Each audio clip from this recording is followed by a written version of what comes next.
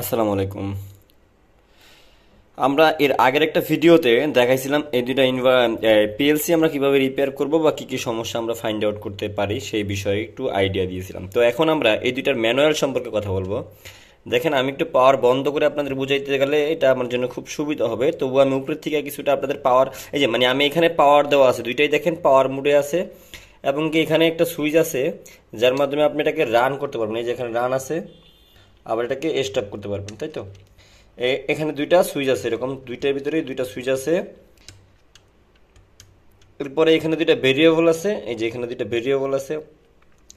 এরপরে যেটা আছে এখানে ইরর সিগন্যাল, এরপরে আছে রান সিগন্যাল BR1 BR2, এরপরে আছে এখানে মডেল নাম্বার বা কত এম আর বা MT এখানে লেখা থাকে। 30 MR মানে 30টা ইনপুট আউটপুট আছে রিলে টাইপের। আর এখানে আছে ইউএসবি পোর্ট, এটা B3 ইউএসবি পোর্ট, যার মাধ্যমে এখানে আপনি প্রোগ্রামিং আপলোড ডাউনলোড করতে পারবেন। এরপর আছে এখানে কমিউনিকেশন কেবল লাগানোর জন্য কমিউনিকেশন পোর্ট, তাই তো। তো এই দুইটা পিএলসি আমরা রিপেয়ার করি। আর রিপেয়ার করার পরে আমরা যা এখানে বোঝাতে চেষ্টা করবো আপনাদের আজকে এই পিএলসিটার ইনপুট আউটপুট সম্পর্কে। যে যারা জানেন তারা তো জানেনই অবশ্যই, আর যারা না জানেন তাদের জন্য একটু আইডিয়া দিয়ে রাখি। দেখেন, এই দুইটা পিএলসি কেন আমাদের কাছে রিপেয়ারে আসে। এ হয়তো বা কাস্টমার আমাদেরকে এই এই রিপেয়ারের যে কস্টটা তারা আমাদের দিছে বা যেই সার্ভিস বিলটা তারা আমাদের দিছে তা দিয়ে হয়তো তারা এই পিএলসি দুইটা কিনতে পারতো, কিন্তু এখানে কথা হলো গিয়ে তারা এটা রিপেয়ারে দেওয়ার কারণ যেটা সেটা হলো এর প্রোগ্রাম ব্যাকআপ। এর প্রোগ্রামটা তারা ডিজাইন করে নতুন করে রিডিজাইন করতে হবে, অথবা তারা এটাকে মেশিন রান করতে একটু কষ্ট হবে, সেই অনুপাতে তারা আমাদেরকে রিপেয়ারে দেয়। আমরা ইনশাল্লাহ দোনোটাই কিন্তু তাদের রেডি করে দিছি, বা আমরা এগুলো করে যেহেতু কন্টিনিউ প্রফেশনাল আমরা করে থাকি, তো আমরা করে দিচ্ছি বা দিয়েছি।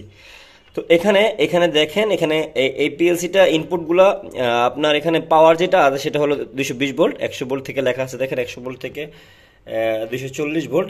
তারপরে এখানে আছে একটা গ্রাউন্ডের কেবল, এখানে আছে S S plus SS minus SS3, তিনটা এখানে সুইচিং কমন আছে।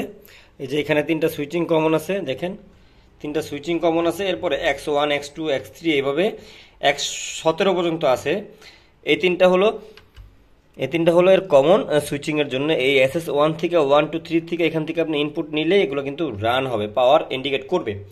আর এইখানে আছে 24 ভোল্ট একটা আউটপুট ভোল্টেজ। এখানে পাওয়ার দেওয়ার পরে 24 ভোল্ট আউটপুট ভোল্টেজ মানে আপনি এটাকে এখানে বসে চালায়া দেখার জন্য বা switching on of programme upload দেওয়ার পরে অন অফ করার জন্য, অন অফ করে দেখার জন্য কিন্তু এখানে তারা এই আউটপুটে একটা 24 ভোল্ট পাওয়ার দিয়ে দিছে, তাই না। তারপরে যেটা আছে সেটা দেখেন, এখানে লেখা আছে Y0 Y1 Y2 Y3।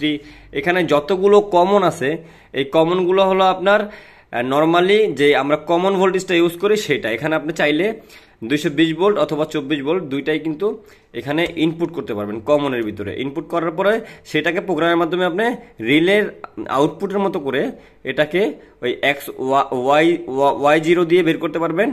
আবার এটা কিন্তু আপনি দেখেন এখানে বোঝানো হয়েছে কমন 0 মানে Y0 দিয়ে বের করতে পারবেন, কমন 1 মানে Y2 দিয়ে বের করতে পারবেন, কমন 2 মানে Y2 দিয়ে বের করতে পারবেন, বা Y1 দিয়ে বের করতে, Y3 দিয়ে বের করতে পারবেন, Y4 দিয়ে বের করতে পারবেন, Y5 দিয়ে বের করতে পারবেন।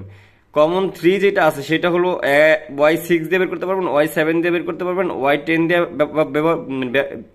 আউটপুট করতে পারবেন। এরপরে Y11 দিয়ে আউটপুট করতে পারবেন। আপনি কিন্তু এইখানে কমন দিয়ে এইখান থেকে আউটপুট করতে পারবেন না। এখানে এই কমনটার সাথে এই চারটা, এই কমনটার সাথে এই চারটা, এই কমনটার সাথে এই চারটা, এই দুইটা কমনের সাথে এই উপরের দুইটা, এই কিন্তু এটার এই এখানে এইভাবে আউটপুট করা হয়েছে। এর কারণটা কি দেখেন, আপনি হয়তোবা এইখান থেকে বের করবেন 24 ভোল্ট, এই কমনটা 24 ভোল্ট ইনপুট করবেন। এখন এই কমনটা আপনি 12 ভোল্ট ইনপুট করতে পারেন বা 220 ভোল্ট ইনপুট করতে পারেন।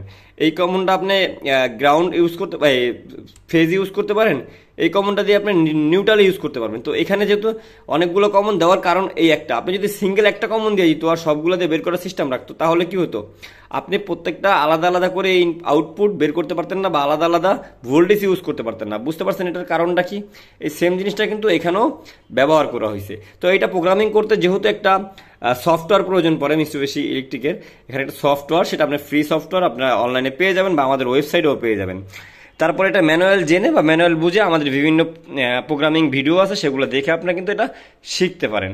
এর ভিতরে এখানে যে নব দুইটা আছে সেটা হলো এই সুইচিং আপনি যে অন অফ করতেছেন এই সুইচিং ভেরি ইউজ করার জন্য, কত দ্রুত অন অফ করবেন, কত দ্রুত অন অফ করবেন, এই যে অ্যাক্সিলারেশন ডিসক্রিপশনের জন্য কিন্তু এটা দেওয়া হয়েছে ভেরিয়েবল দুইটা। ওকে, এরপরে কত ভোল্ট ইনপুট নেবেন, কত ভোল্ট আউটপুট নেবেন সেটা ভেরি ইউজ করার জন্য কিন্তু এখানে দেওয়া হয়েছে। অনেক সময় দেখা যায় 18 ভোল্টও এটা সুইচিং হবে, অনেক সময় 19 ভোল্টে সুইচিং হবে, অনেক সময় 24 ভোল্ট লাগে। তো ইনপুটটা অবশ্যই 24 ভোল্টের হয়ে থাকবে। যে কোনো পিএলসির সুইচিং 24 ভোল্ট থেকে 12 ভোল্ট হয়ে থাকে। 220 ভোল্ট ইনপুট খুবই কম হয়ে থাকে, কারণ যেহেতু বেশিরভাগ সেন্সর হইল গিয়া 24 ভোল্ট অথবা 12 ভোল্ট, বেশিরভাগ সেন্সরই এই কাজটা করে থাকে, এনপিএন পিএনপি থাকে, সেই জন্য কিন্তু এই জিনিসটা করা।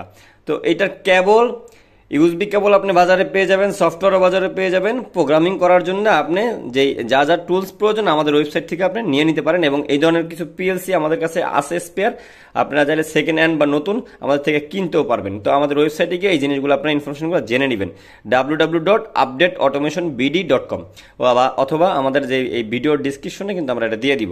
তো এই আমাদের এই ইনফরমেশনগুলো দেওয়ার মানে হলো আপনাদের পিএলসি সম্পর্কে একটু ধারণা দেওয়া, বা আস্তে আস্তে পিএলসি সম্পর্কে আপনারা যেই কমেন্টগুলো করবেন, যে বিষয়ে জানতে চাবেন, সব ব্র্যান্ড সম্পর্কে আমরা আপনাদের এই হেল্পগুলো করে থাকবো। ভালো থাকবেন সবাই, আসসালামু আলাইকুম।